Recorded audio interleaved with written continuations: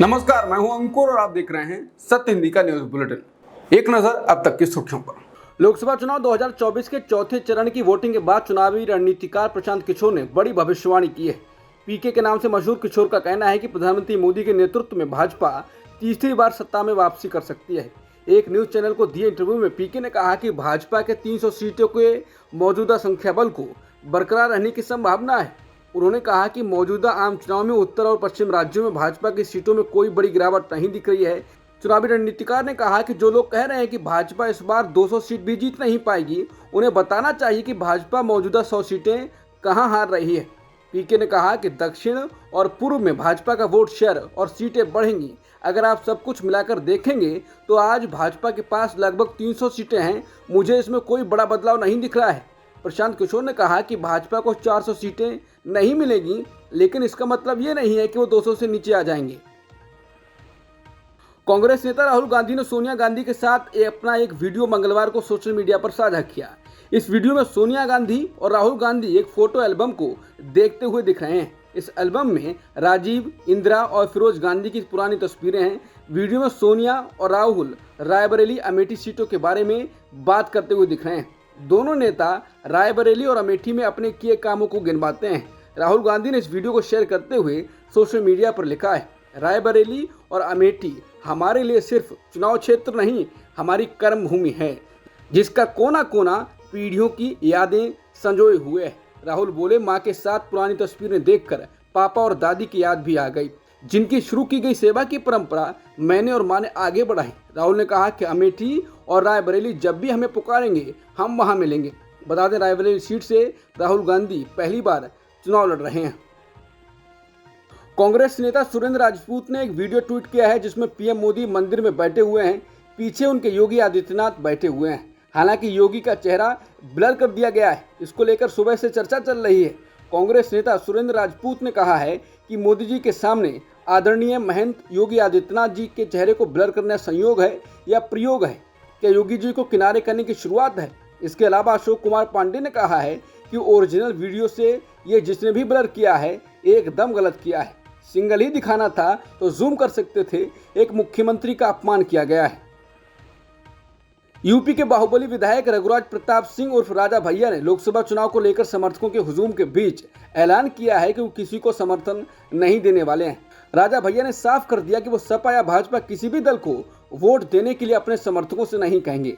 उन्होंने कहा कि कौशाम्बी लोकसभा सीट पर सभी समर्थक अपने विवेक के अनुसार वोट दें। समर्थक इसे भी चाहे वोट दे सकते हैं। ये जरूर कहा कि हाथ में हमेशा झंडा जनसत्ता पार्टी का ही रखें। दिल्ली में इनकम टैक्स दफ्तर में आग लगी। इसके बाद दमकल की 10 गाड़ियां मौके पर पहुंची। इस खबर को रीट्वीट किया है शिवसेना यूबीटी सांसद प्रियंका चतुर्वेदी ने। साथ ही लिखा है, एग्जिट पोल। मंगलवार को पश्चिम बंगाल में चुनाव प्रचार करने पहुंचे अमित शाह ने चुनाव परिणाम को लेकर दावा कर दिया है।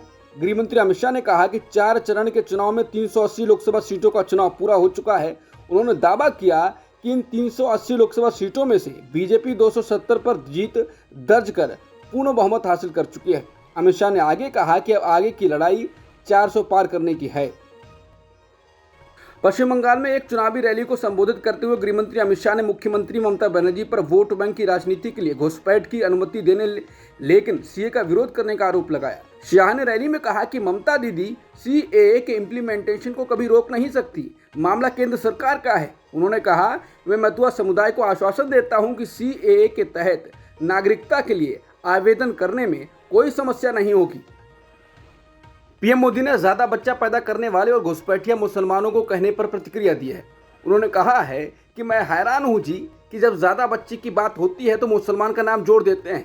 क्यों मुसलमानों के साथ अन्याय करते हैं? मोदी जी ने कहा कि ज्यादा बच्चे वाला घुसपैठिया वाला बयान मुसलमानों के लिए नहीं था। उन्होंने कहा कि हमारे यहाँ गरीबों के भी ज्यादा बच्चे होते हैं। उन्होंने कहा कि मैं जिस दिन हिंदू मुसलमान करूंगा उस दिन मैं सार्वजनिक जीवन में रहने योग्य नहीं रहूंगा। इसके साथ लोग रिएक्ट कर रहे हैं। वरिष्ठ पत्रकार अभिसार शर्मा ने कहा है, तो क्या मोदी अब ये कह रहे हैं कि कांग्रेस सारी संपत्ति गरीबों को दे देगी? मोदी जी कांग्रेस को काहे रॉबिन हुड बना रहे हैं? बहुत कन्फ्यूजिया दिया मोदी जी ने। प्रधानमंत्री मोदी ने कहा है कि राम मंदिर की प्राण प्रतिष्ठा का निमंत्रण ठुकराने वाले इस चुनाव में बहुत डरे हुए हैं। एक निजी चैनल को दिए इंटरव्यू में पीएम मोदी ने कहा कि राम मंदिर का निर्माण मोदी ने करवाया, ऐसा दावा करना गलत होगा। 500 साल तक एक संकल्प लेकर ये देश जिया है, अनेकों पीढ़ियों ने बलिदान दिया है। अगर इसका श्रेय जाता है तो 500 सालों तक संघर्ष करने, बलिदान देने वालों को जाएगा। पीएम मोदी से सवाल पूछा गया था कि आपने राम मंदिर बनवाया। इसका जवाब देते हुए पीएम मोदी कहते हैं, परमात्मा और जनता ने मुझे जरिया बनाया है। पीएम मोदी बोले, राम मंदिर चुनाव में पहले भी मुद्दा नहीं था, आगे भी नहीं रहेगा। राम मंदिर श्रद्धा का मुद्दा है। जिन्होंने राम मंदिर के निमंत्रण को ठुकरा दिया, उनको डर लगता है कि ये पाप हमें मार देगा, वो चिंता में है।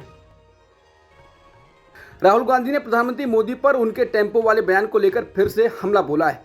उन्होंने कहा है कि लखनऊ से लेकर मुंबई और गुवाहाटी से लेकर अहमदाबाद तक तमाम एयरपोर्ट प्रधानमंत्री ने अपने टेम्पो वाले मित्र को सौंप दिए हैं। राहुल गांधी का ये हमला प्रधानमंत्री के इस आरोप को लेकर आया है, जिसमें उन्होंने कहा था कि राहुल गांधी ने इस चुनाव में अचानक अंबानी और अडानी की बात करना बंद क्यों कर दिया।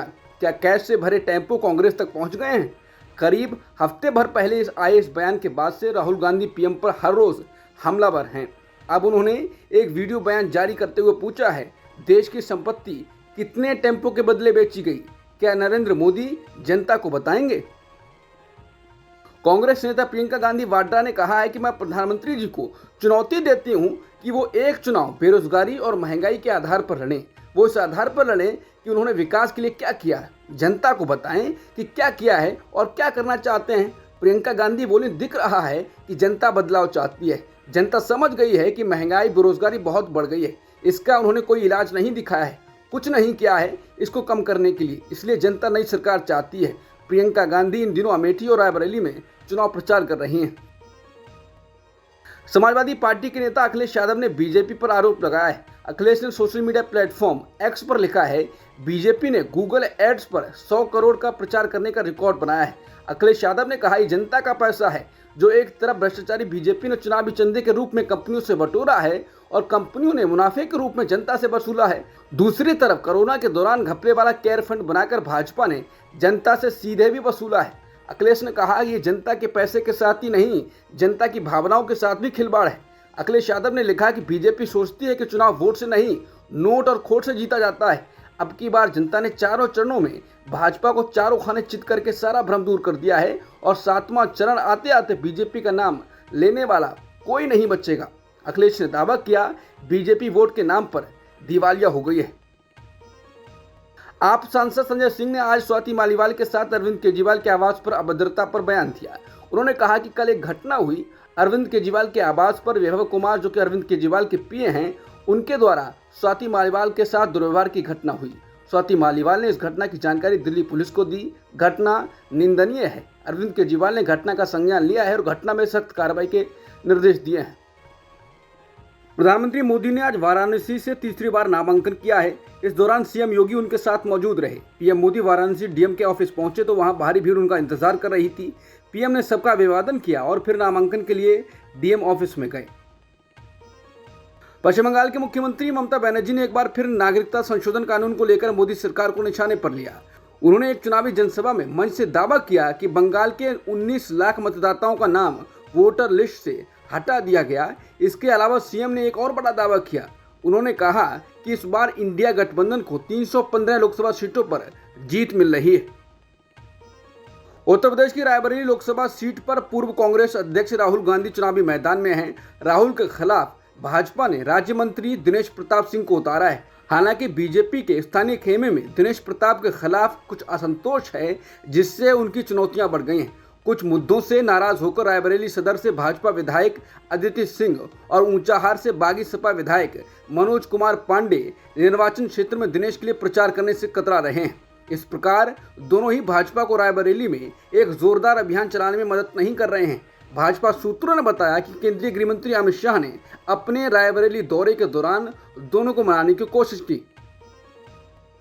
वोटिंग के बाद कितना फीसदी वोट हुआ है, ये तुरंत जानने के लिए सुप्रीम कोर्ट में याचिका दी गई है। इस याचिका पर कोर्ट 17 मई को सुनवाई करेगा। सुप्रीम कोर्ट के जस्टिस संजीव खन्ना की अगुवाई वाली बेंच के सामने याचिकाकर्ता एडीआर के वकील प्रशांत भूषण ने मामला उठाया और कहा कि मामले की अर्जेंट सुनवाई होनी चाहिए। सुप्रीम कोर्ट में दाखिल याचिका में कहा गया है कि इस देरी से डेटा आने से चिंता हो रही है। लोगों में डेटा की सत्यता पर संदेह पैदा हो रहा है। इस तरह की चिंता पर विराम लगाना जरूरी है। दिल्ली हाईकोर्ट ने मतदान के दौरान ईवीएम के सीसीटीवी फुटेज को संरक्षित करने की मांग करने वाली याचिका पर सुनवाई करते हुए निर्वाचन आयोग को नोटिस जारी किया है। वकील महमूद प्राचा ने याचिका दायर किया है। जस्टिस सचिन दत्ता की बेंच ने मामले की अगली सुनवाई 16 मई को करने का आदेश दिया है। पतंजलि आयुर्वेद के भ्रामक विज्ञापन मामले को लेकर आज फिर सुप्रीम कोर्ट में सुनवाई हुई। सुनवाई के दौरान योग गुरु बाबा रामदेव और आचार्य बालकृष्ण अदालत में मौजूद रहे। जस्टिस हिमा कोहली और एहसानुद्दीन अमानुल्लाह की बेंच ने मामले में आज सुनवाई की। बाबा रामदेव और बालकृष्ण पर कोर्ट की अवमानना का मुकदमा चलेगा या नहीं, इस पर सुप्रीम कोर्ट ने आदेश सुरक्षित रखा। बेंच ने पतंजलि आयुर्वेद से पूछा कि जिन दवाओं के लाइसेंस को सस्पेंड किया गया है उनको दुकान पर बेचने से रोकने और बाजार से वापस लेने को लेकर उनकी तरफ से क्या कदम उठाए गए हैं। कोर्ट ने पतंजलि से इसको लेकर एक हलफनामा दायर करने को कहा। पतंजलि की तरफ से जवाब देते हुए वकील बलबीर सिंह ने कहा कि हमने प्रोडक्ट्स की बिक्री को रोक दिया है। सुप्रीम कोर्ट ने इस बारे में 3 हफ्ते में जवाब मांगा है। एल्गार परिषद माओवाद संबंध मामले में सुप्रीम कोर्ट ने गौतम नवलखा को बड़ी राहत दी है। कोर्ट ने मंगलवार को नवलखा को जमानत दे दी है। कोर्ट ने गौतम नवलखा की जमानत पर लगी बंबई हाई कोर्ट की रोक को बढ़ाने से इनकार किया। साथ ही नवलखा को नजरबंदी के दौरान सुरक्षा खर्च के तौर पर 20 लाख रुपए का भुगतान करने का निर्देश दिया। अमेरिकी सहायता पैकेज के हथियारों की सप्लाई के साथ ही विदेश मंत्री एंटनी ब्लिंकन यूक्रेन पहुंच गए हैं। ये हथियार ऐसे वक्त में वहां पहुंच रहे हैं जब यूक्रेन खार्किव में एक बड़े हमले का सामना कर रहा है। ब्लिंकन यूक्रेन में राष्ट्रपति वोलोदिमीर ज़ेलेंस्की और सरकार के बड़े अधिकारियों से मिलेंगे। अमेरिकी अधिकारियों के मुताबिक ब्लिंकन उन्हें अमेरिकी मदद का आश्वासन देंगे। अब तक की सुर्खियों में इतना ही। बाकी खबरों के लिए बने रहिए सत्यहिंदी.com के साथ।